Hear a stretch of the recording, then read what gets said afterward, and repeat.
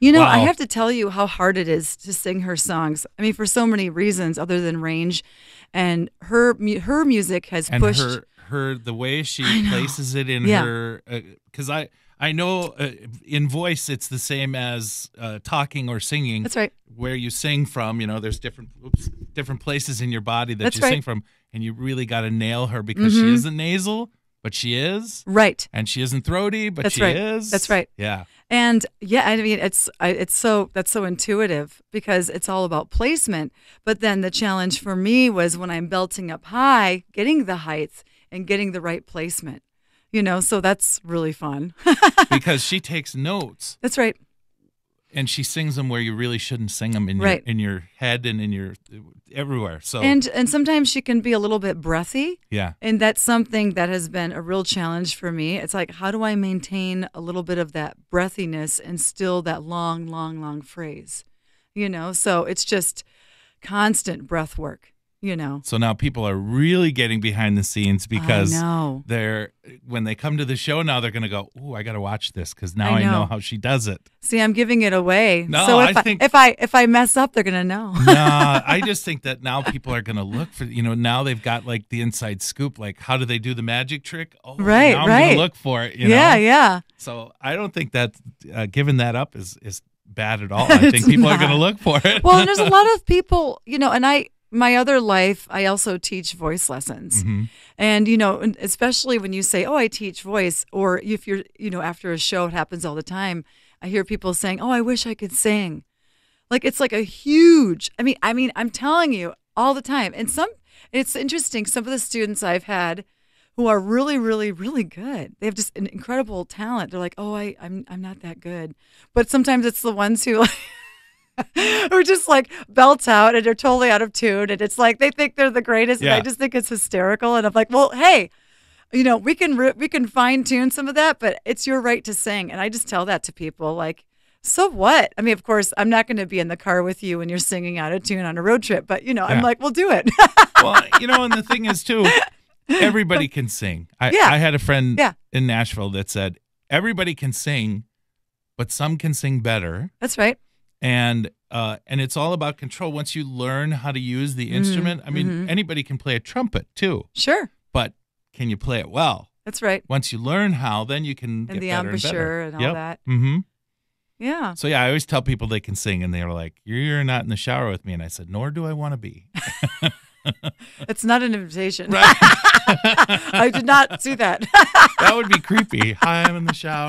Go ahead and sing for me now. Bring it on. Oh my gosh, but I wonder how many people could set up a camera, and just like, the head and shoulders and like singing, like, this is my best singing right here. I'm going to get on The Voice, and they're like in the shower. That's my next idea for a show. Singing in the shower. Everybody would try out in the shower. I know. It's awesome. And then you could sell the other part to like HBO. Oh my God. Well, see, You know what there I'm you saying? go. Like the- Huge industry. Right up here is on regular TV, and then the whole. And then you have to match the voice and the head to the body. And that's like a game show.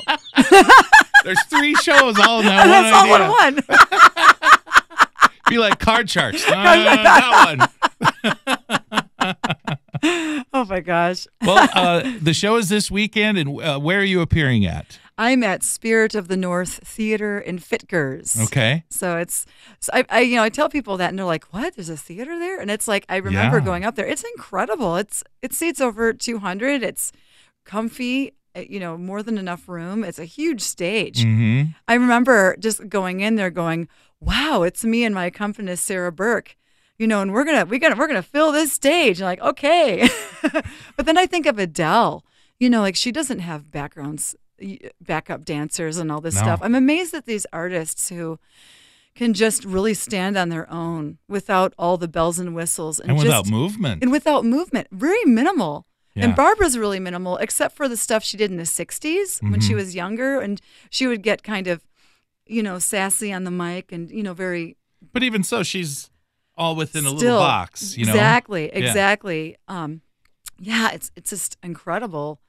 I try not to think about that, but I think that's what I love about it, is creating intimacy in larger spaces. Yeah. When you connect, people don't see the other part of gosh. the stage. And so that's another reason why I love this art form so much, because it's cabaret. And I like to tell stories in between songs and kind of set up the song a little bit, maybe a little bit of the history and, you know, where I am in my life. And it's just, that makes the song more interesting. Yeah. It gives it.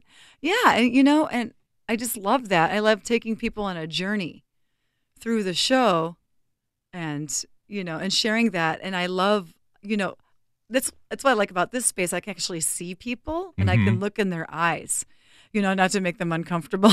Whereas Some in the studio, like you're that. in a dark space and there's a microphone in front of you and that's all you see. I know. I did a show recently, a run, and my decade show. It was probably my most ambitious because I had over 5 costume changes. And in between the decades, there was, you know, dialogue of Barbra or whatever, or music from the next decade.